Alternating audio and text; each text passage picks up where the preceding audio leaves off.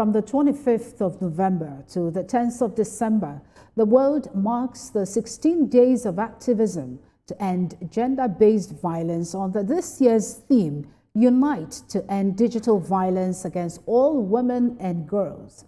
Violence against women and girls affects 1 in 3 women worldwide.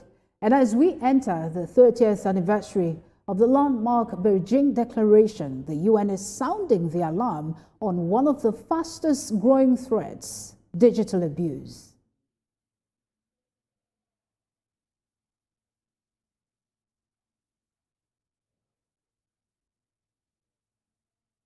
Now, Chief Executive of Malala Fund Nigeria, Nabila Aguele, joins me via Zoom. Nabila, hello. Hello, thanks so much for having me on. Child marriage remains widespread in many parts of Nigeria. How does early marriage affect girls' education, safety, and long-term opportunities? Before answering that question, I want to kind of situate us in the data, because I think a lot of the data is still unknown to the average citizen and even many who are in the space. So in Nigeria, about 1 in 3 girls are married before the age of 18. And this figure jumps to over 50% in the Northeast and the Northwest. Now, while a recent State of Girls' Education report released by the Ministry of Women Affairs indicates a reduction in child marriage percentages across the country, we still continue to have increased percentages of girls who are married under the age of 18. In some states, this figure is above 50%, while in others, it is a staggering 70% or more, which speaks to the acute nature of this problem. And to your question, child marriage in and of itself is a recognized form of gender-based violence. It also is an exacerbator of gender-based violence. So there's well-recognized data to show that a girl who is married before the age of 18 is at an increased risk of violence over the course of her life. There's also another link between child marriage and gender-based violence, which is that girls who are married early are more likely to have children early. And in Nigeria,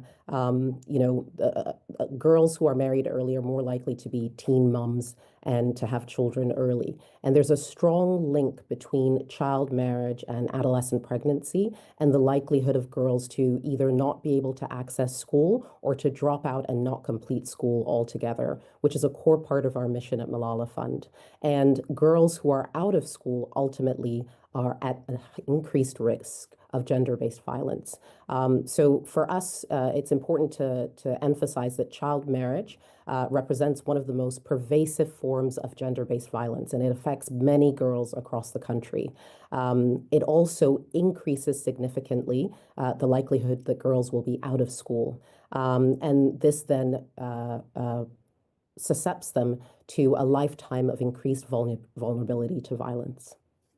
So what is gender-responsive education financing in practice, and what role does it play in preventing GBV? Great. Thanks so much for this question. So gender-responsive education, planning, budgeting, accountability really means that as policymakers are thinking about the policies that they want to put in place in the education sector, are they thinking about the needs of women and girls? What the data has shown is that when policies are silent, so gender neutral, there's an increased likelihood that girls will not get the outcomes that they need. So in practice, what does it mean to have a gender responsive policy or a budget? It means that policies take into account, for example, safety in schools. At present, we know that education is protection. However, a girl cannot learn and cannot be protected if she is not safe in school. So a gender responsive education policy recognizes that. It ensures that in the policy planning, in the budget line items and the releases, there is consideration around what does it mean to keep a girl safe in school. There are also considerations around what does it mean. I'd like to come in here. Oh, sorry, go ahead. So what role do parents, religious leaders, and traditional institutions play in shifting harmful norms around girls' education and child marriage? Great. So parents, communities, traditional rulers play a significant role. But I think it's so important that we situate conversations around social norms within the economic realities in Nigeria. So it's well known that there's an increased cost of living crisis. Multidimensional poverty affects many Nigerians. And so a lot of families and communities are making very difficult economic trade-offs around whether they send their girls to school or not. So it's very important that as we look to shift social norms in communities, we look to help families understand the importance of educating their daughters, the value, both economically and otherwise, of educating a girl child, whether it's in her ability to contribute financially for herself, for her family, for her children, the fact that her own children are more likely to go to school.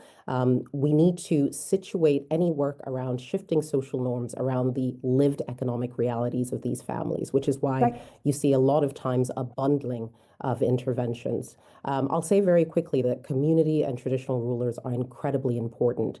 They are such a core element of community. And so anyone doing work in this space needs to engage those critical stakeholders. And we are doing this, our partners are doing this through their work. And we're also doing this particularly through work with our co-founder, Ziadine Yousafzai, around engaging male allies as champions to advance girls' education. Thank you very much. Chief Executive of Malala Fund Nigeria, Nabila Aguela. Thank you for your time. Thank you.